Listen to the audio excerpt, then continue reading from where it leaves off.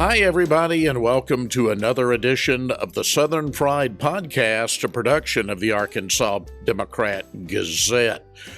Always enjoy and try to do it at least once a year, and we decided to start early in 2025 with the head of the Little Rock Regional Chamber, Jay Chessir, to talk everything Central Arkansas. Jay, always a pleasure to have you for these conversations. Rex, I really enjoyed. Thanks for having me back. Well, there's just so much going on, and you're the guy in the promotion business, not me. But I mean, honestly, looking at it as I look back on 2024, it continues to amaze me to watch the pace of business announcements, to watch Central Arkansas basically become both this manufacturing and distribution hub. It's really speeding up, if anything, is it not? It really is. And interestingly enough, there's more coming. We're trying to finalize some things now that will even add to that. And even beyond that, you look at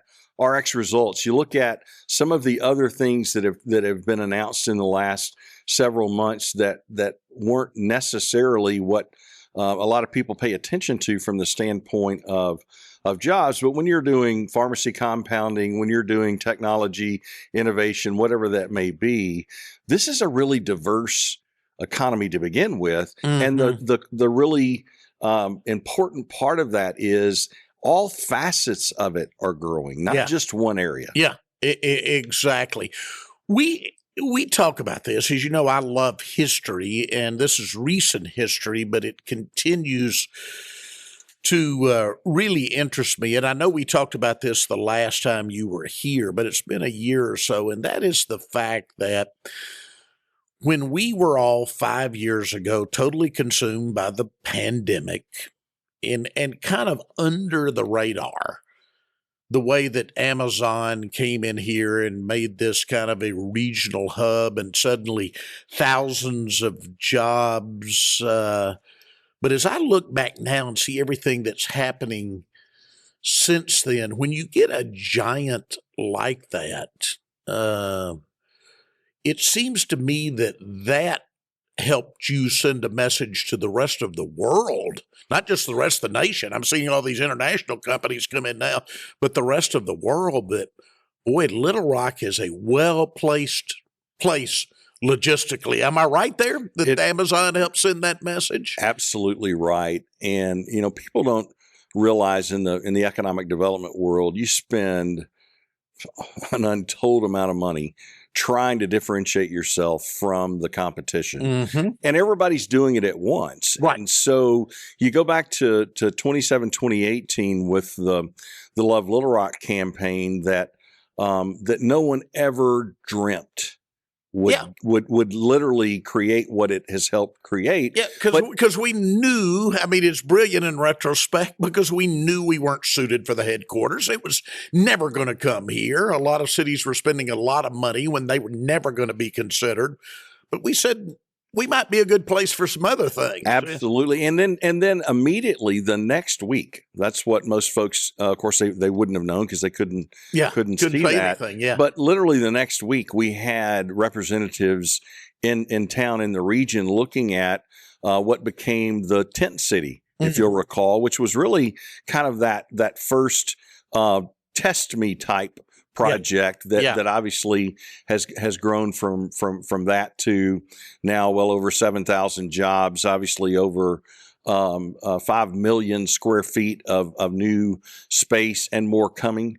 In terms of the distribution side, obviously the thousands of jobs that not only are associated with that, but more importantly, it's one thing for you to say who you are and what you can do.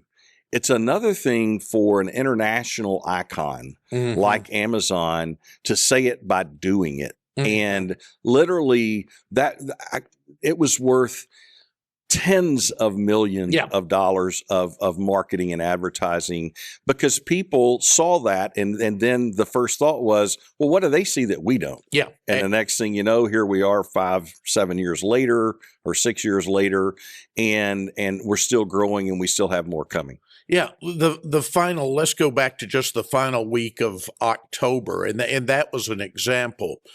On a Tuesday, you announced that the Faymanville Group had selected Little Rock for its first U.S. production facility. That project expected to create about 390 jobs, about $250 million in economic impact.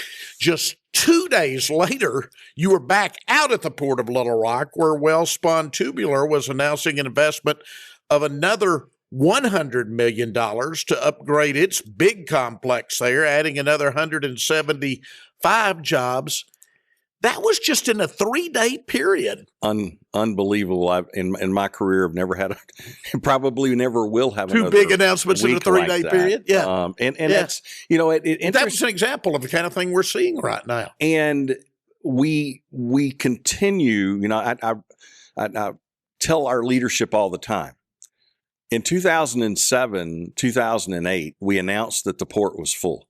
Mm-hmm. And here we are in early now 2025, and just last week closed on yet more property as we continue to find ways to purchase property, develop the property, and then attract companies like Faymanville, attract obviously expansions of existing companies, because that an existing company expanding is the highest of attributes that you can hope compliment, for, isn't it? because that means that we like it where is we are working. Yeah. And I always, I've told a lot of my close friends, who had no idea who Faymanville is.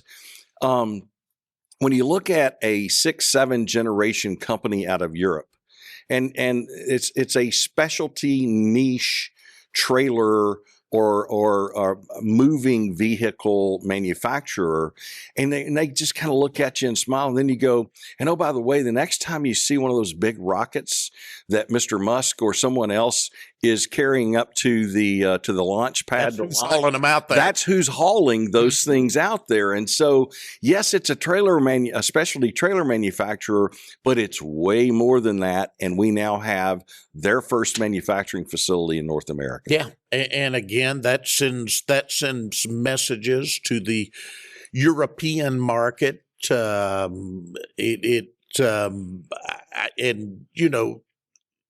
Internationally, Wellspun, again, an international company, we see more and more success. So that's why I said that Amazon really helped put us on the world map, on the international map, just not the national map. So the port alone, and I know you deal with the whole region, but the port alone is now employing more than 10,000 people, making their way there every workday from more than 40 of the state's 75 counties. That's pretty amazing when you think about it. We did a zip code analysis probably 5 years ago now, and I believe the number at the time, Rex, was employees in the port and the airport, because we combined both of those.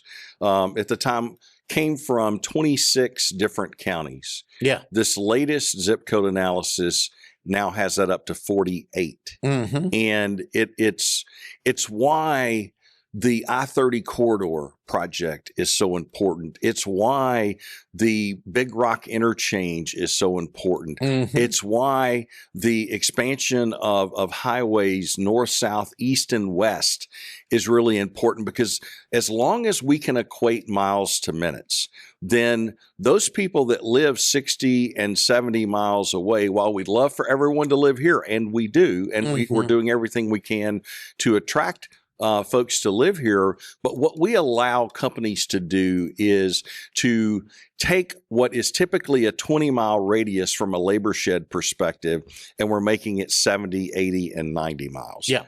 I'm glad you, because I wanted to mention, I'm glad you threw in with the Port of Little Rock, just the other side of 430, the airport, because again, in the past year, we had DeSoto Falcon announce a major expansion, and that's back to what you were talking about. That's an existing company saying it's working here, and another international company, by the way. And a very quick story as to why it's important to constantly go and visit these companies where they're located from a headquarters facility.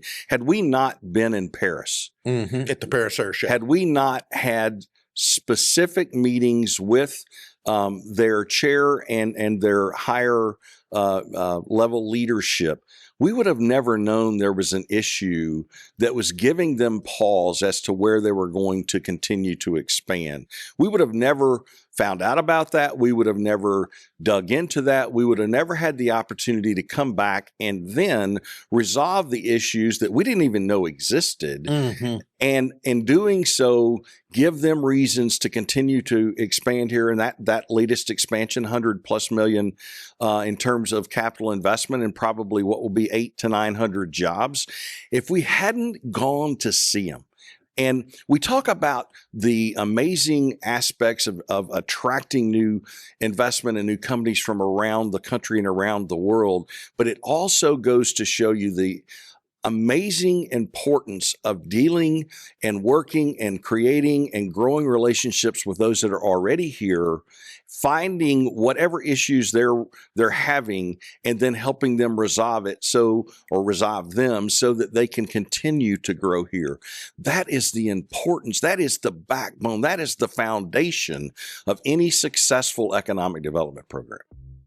Many people believe that the next big thing in Arkansas is lithium. Hi, I'm Ainsley Platt, an environment reporter at the Arkansas Democrat-Gazette. For months, I've been covering efforts to bring lithium extraction to Arkansas and the roadblocks that have popped up along the way. The lithium held in the brines underneath South Arkansas could help the U.S. meet its goal of developing a domestic supply of a critical mineral that powers everything from electric vehicles to iPhones. However, a recent Arkansas Oil and Gas Commission decision has thrown a new wrench in those efforts, potentially endangering hundreds of millions in investment in extraction projects. I want to make sure you stay informed about how these decisions might affect you and your community. If you find this kind of reporting valuable, you can support my work by subscribing at arkansasonline.com/ADG now.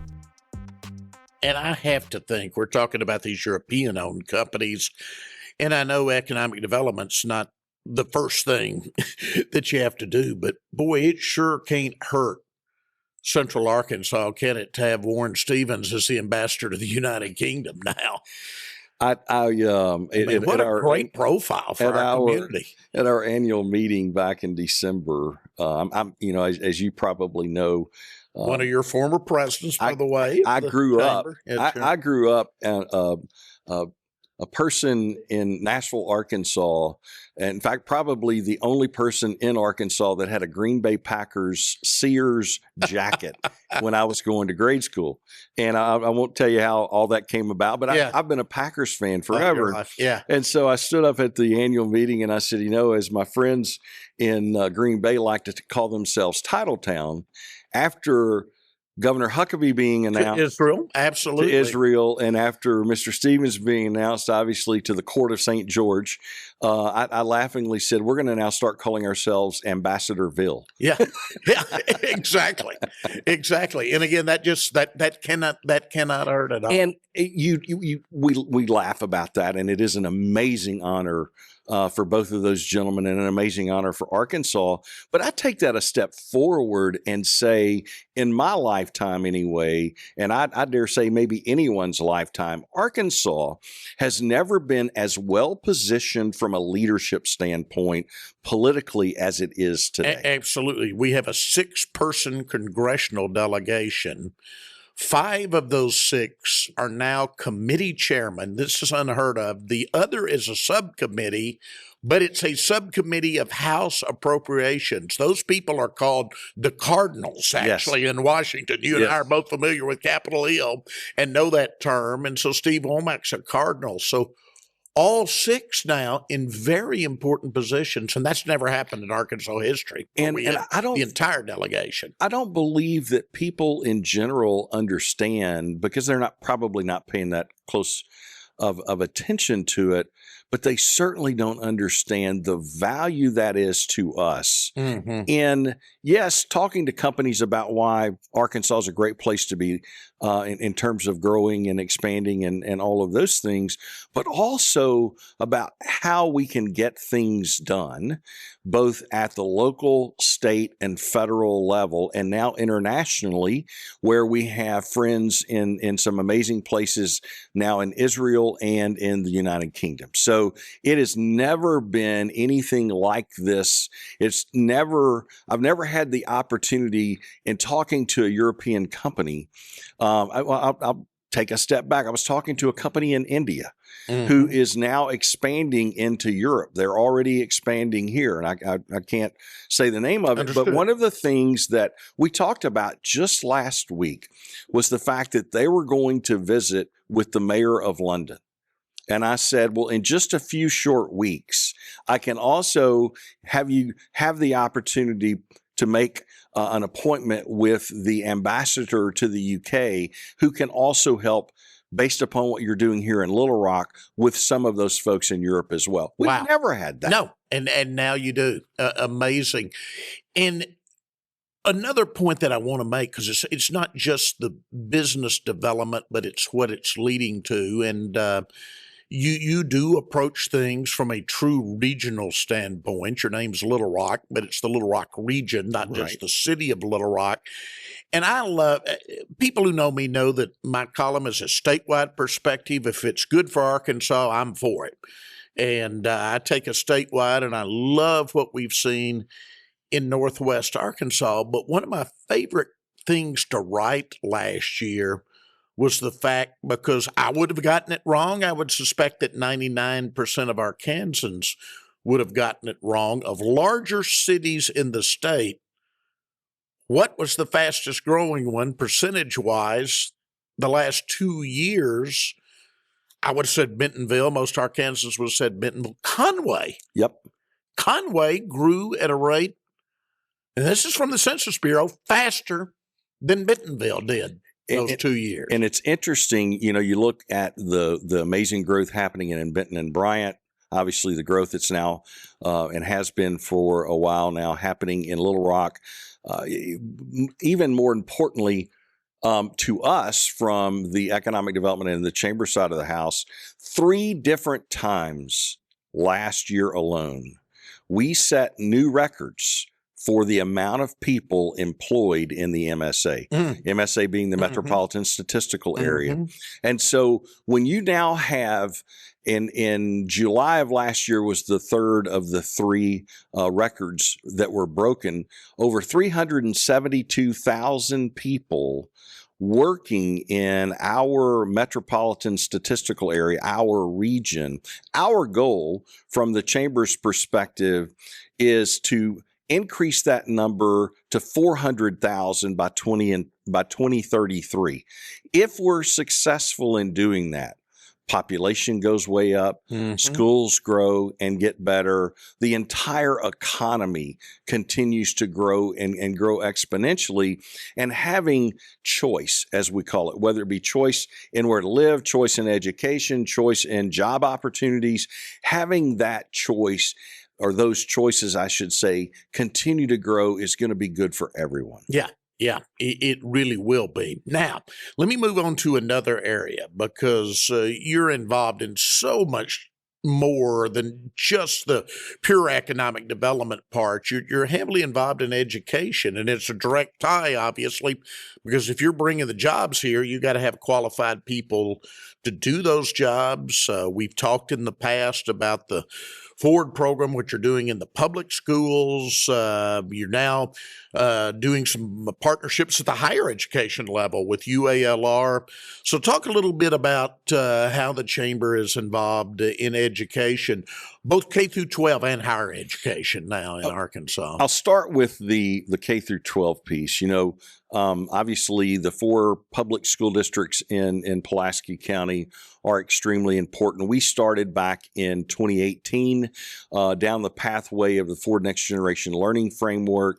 At the time, and even still today, we're the only community in America that's trying to implement this at the high school level. It's 9th grade through 12th grade. To the 12th grades. We're the only community in America doing it in 4 school districts at one time. That's great. And it is having a significant impact already.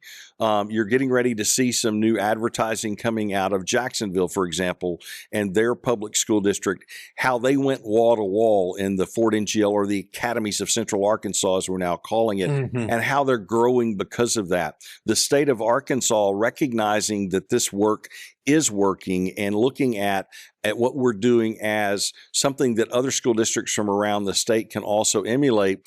We were allowed, or we were chosen for a $500,000 hired grant to spend in the academies in those 4 school districts for the next 2 years to further implement what we're doing now. And the over 62, 63, I believe, as of yesterday, corporate partners that we have engaged in all of in 10 of the high schools across the county. And it's important because we're showing young people what is and what can be that they don't normally see.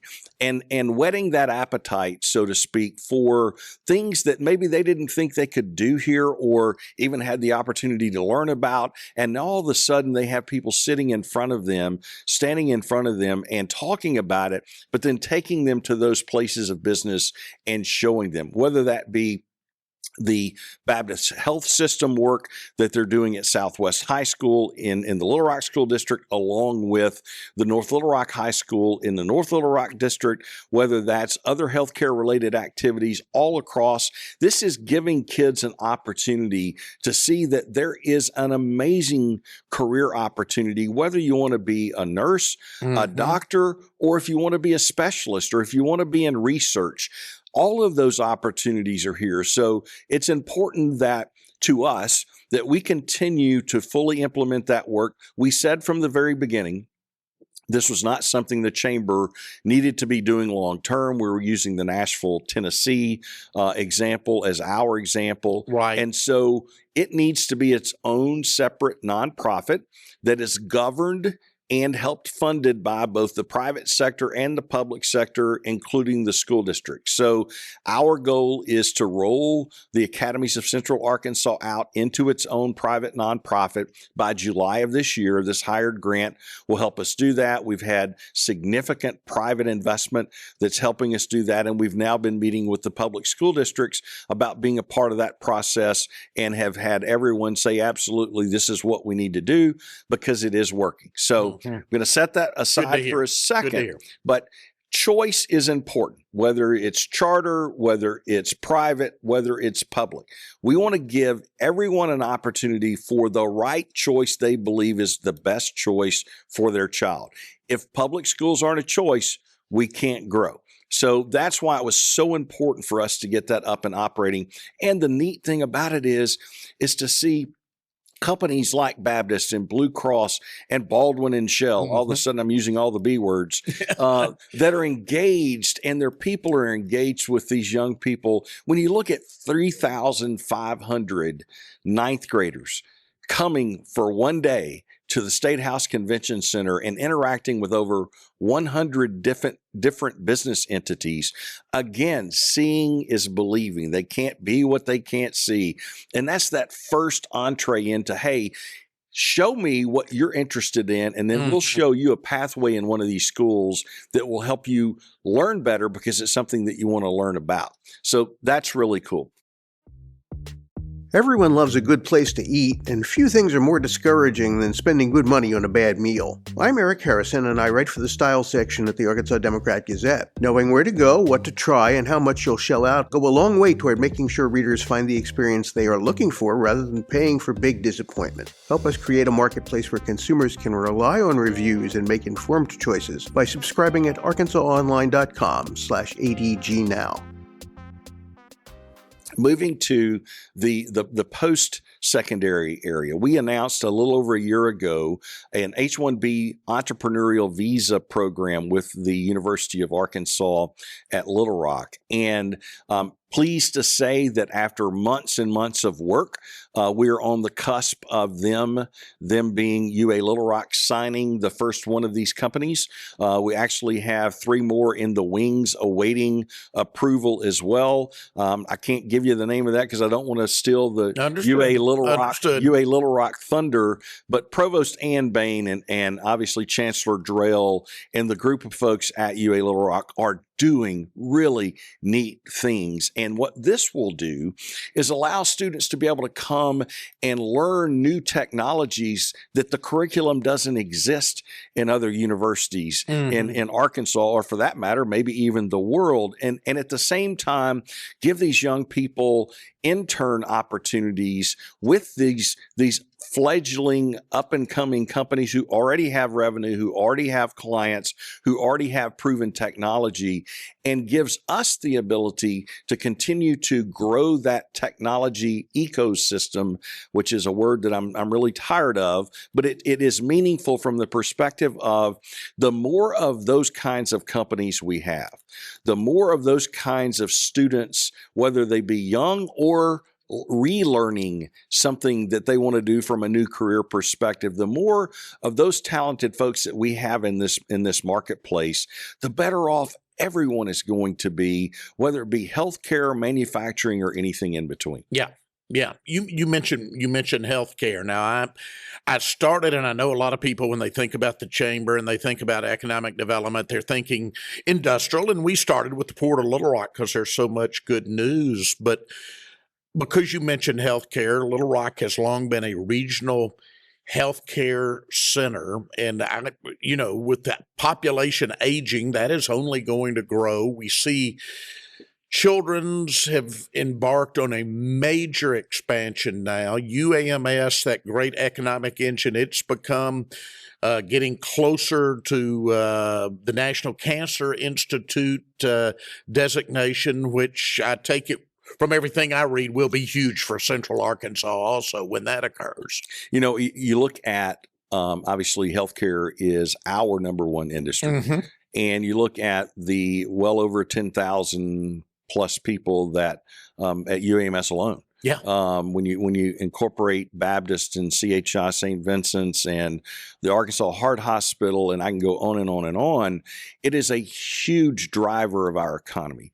And I'm going to use an Amazon analogy here because I talked about, I didn't say it correctly, but it's LROC RX compounding pharmacy grand opening that was, yes, a little blurb in the newspaper and maybe on media about a month ago, but that's just one example of here's a company, a 503A compounding pharmacy now operating in Little Rock. And what does that mean?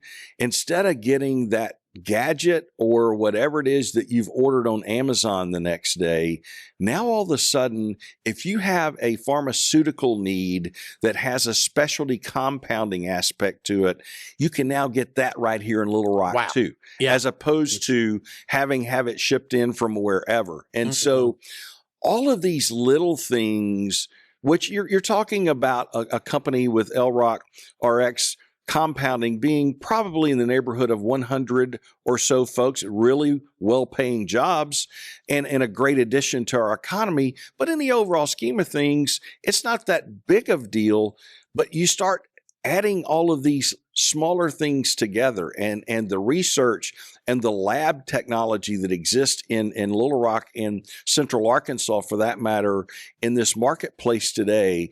And it is a huge driver. It's also going to be a driver, in my opinion, for what we look like 10, 15, and 20 years from now, because as the world changes, as we get older, healthcare obviously is that much more important. And when you look at what our healthcare facilities are doing and looking at the what's next, as opposed to trying to catch up to the what's now, it's going to be a huge boon for our not only our entire region, but our entire state. Yeah. We talk about attracting jobs, but a lot of people, and I write about this a lot, don't understand in the knowledge-based economy of the 21st century, a lot of economic development is attracting and keeping talented people. And the jobs now come to where they are instead of vice versa. People moving, they move where they think there's a great quality of life. And so I know that's a big part of what you do. And one part of that, I wanted to allow you to talk about it before it occurs. I know you have a Young Professional Summit coming up on March the 6th. Yes, and we're really excited about that. And before I briefly mention about what we're doing there, I want to go back to the community benefactor that about 1.5 years ago, 2 years ago now, that came forward and said, talent is important. And let's look at what others have done from a talent attraction standpoint and see if we can create our own thing that will be helpful in not only attracting talent, but then obviously working to retain it. And so we did the Love Little Rock campaign. Yep. And it was successful. We had well over 750 upper level type resumes because we were focused on mid-level and upper level folks as opposed to just entry level. And what it did was allow us to take the success that we saw in the Love Little Rock Amazon campaign and take that nationally and in some cases internationally, because we had folks from 7 different countries that also sent resumes to apply in that process, and put back front and center the fact that, hey, this is a really cool place to live. It's a really cool place to work. And here are all these opportunities that maybe you didn't know about. Well, we had lots of lessons learned from that work. And what we're now doing, in fact, announced to our executive committee a couple of weeks ago, what we're now doing is working to create an ongoing talent attraction strategy. Right. It won't have anything to do with, we'll give you $10,000 to move here type thing. It'll have everything to do with, now that we know those primary states and those primary media markets where folks are currently located that are interested in coming here because of what we learned from the first campaign, we're now using those things to try to create that strategy so that we can, instead of for a finite period of time, talk about Arkansas and Little Rock in particular in terms of a place where creative and talented people want to live, but we can do that ongoing and help existing companies find those hard to find talented people and help in the recruitment of that. So that's one piece of this. One of the other things that we're doing on March the 6th, as you mentioned, is we're creating the first ever Create Little Rock Young Professionals Summit. It's the inaugural event. It's going to be a half-a-day event at the hall. We're bringing in a nationally recognized person named Rob Lawless, who is focused on using human interaction and relationships to help you as a young professional grow, not only in your career, but in life in general. So he's our keynote speaker, and we're excited about bringing him in here. But even more exciting was for folks like Troy Wells with Baptist, Crystal Kohanke with Arkansas Children's, Chad Brown with Circumference Group, Christy Casey with Rock Dental, Carlton Safa with Saracen, Heath Helton with our police, and then Ben Brainerd with Yellow Rocket, who've also agreed to come and be a part of helping our young professionals understand how to be more successful in this marketplace. And so we're excited about it because we're trying to help them grow their networks, build their skills, and then in doing so, shape our community. And the one thing that I learned long ago from Nick Brown, who was the former CEO of Southwest Power Pool, Nick said, if I can find 2 people that are equally qualified for a position, if one of them is involved in a local nonprofit, I want to hire that person, because what that tells me is that person is engaged in their community. They're grounded in their community. Personally invested. And it's more than just about them. And we want more of those kinds of folks, which is why having this summit on March the 6th of this year is one of the next steps we're taking, not only in the talent attraction piece, but then you have to retain them. Yeah. I knew our time would go fast, and we're out. Jay, thank you so much. I'm not going to wait a year because there's too much going on. I didn't even get through all my lists today yet, so we'll get you back soon. I look forward to it. Thank you. All right, Jay Chessir from the Little Rock Regional Chamber, thank you for joining us for another edition of the Southern Pride Podcast, a production of the Arkansas Democrat Gazette.